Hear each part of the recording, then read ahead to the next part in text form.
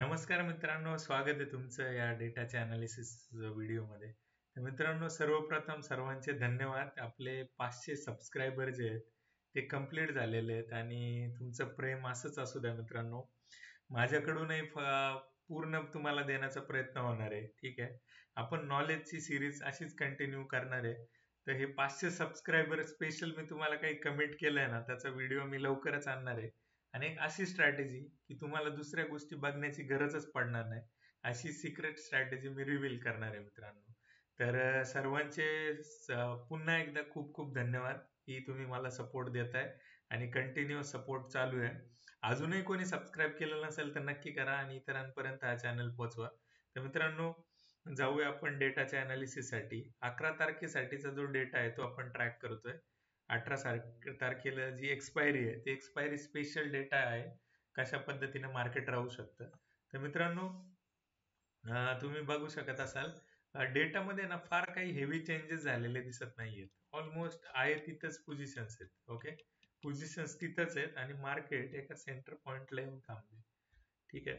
तर मार्केट अशा पद्धतीने एक थोड्याशा वरच्या लेवलला होतं आणि ते बऱ्यापैकी चांगली सेलिंग त्या ठिकाणी बघायला मिळालेली आहे. ठीक आहे.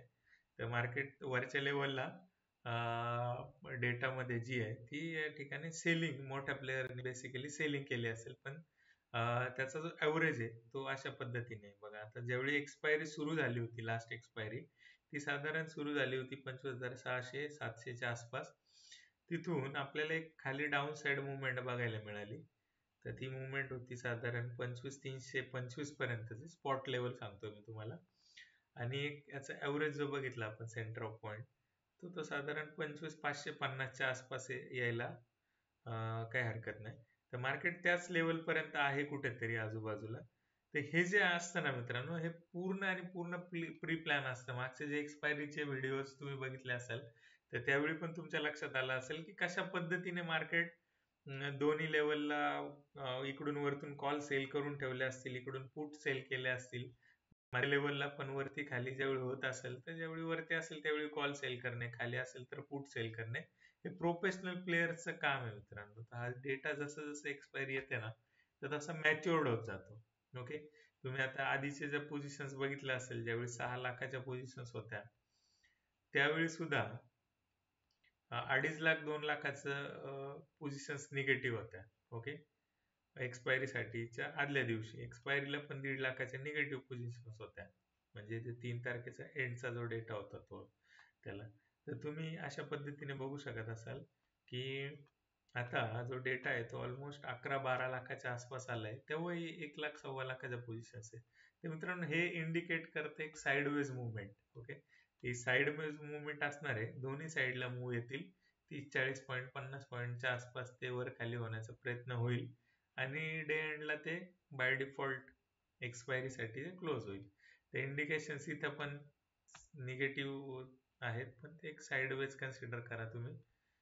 वरती खाली 50-60 पॉईंट असल्याने त्यांना मोठ्या प्लेयर्सला काही फरक नाही पडत, पण रिटेलर वरती खाली करून तो मेलेला असतो. ठीक आहे. तर आपण हेच आपल्याला नको आहे की बाय करा, सेल करा, बाय करा, कंटिन्युअस जे चालू असतं ना बाय सेल, तर हे आपल्याला नको आहे. ठीक आहे.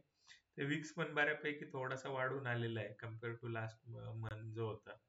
तो आता तो साधारण 12-12.5च्या आसपास आहे, 10-10.5 होता मागच्या महिन्यामध्ये.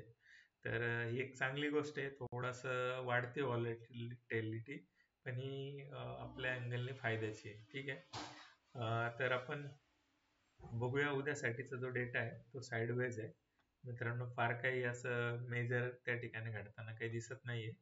तर इट्स ओके, ऑप्शन सेलरसाठी हे बेटर आहे. तर थांबूया आजच्या व्हिडिओमध्ये. थँक्यू मित्रांनो.